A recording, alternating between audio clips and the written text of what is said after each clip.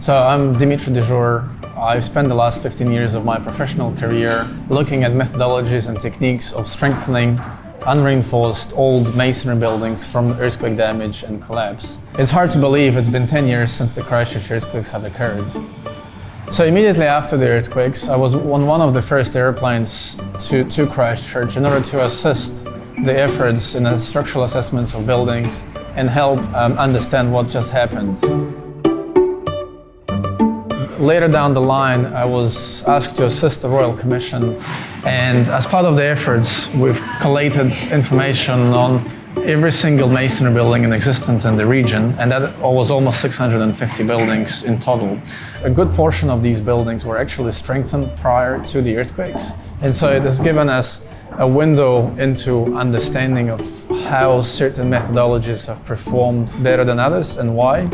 And that has really put the learnings from these earthquakes on the map, on a global map. The book contains over 50 examples of different buildings around Christchurch and the Christchurch surroundings. There is a brief history about the particular building as a case study.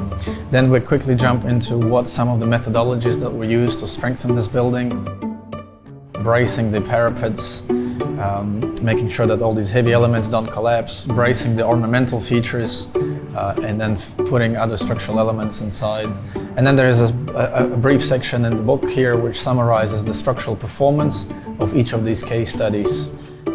100% of the profits go towards supporting student research to further develop and investigate new methodologies, new techniques for earthquake strengthening these buildings.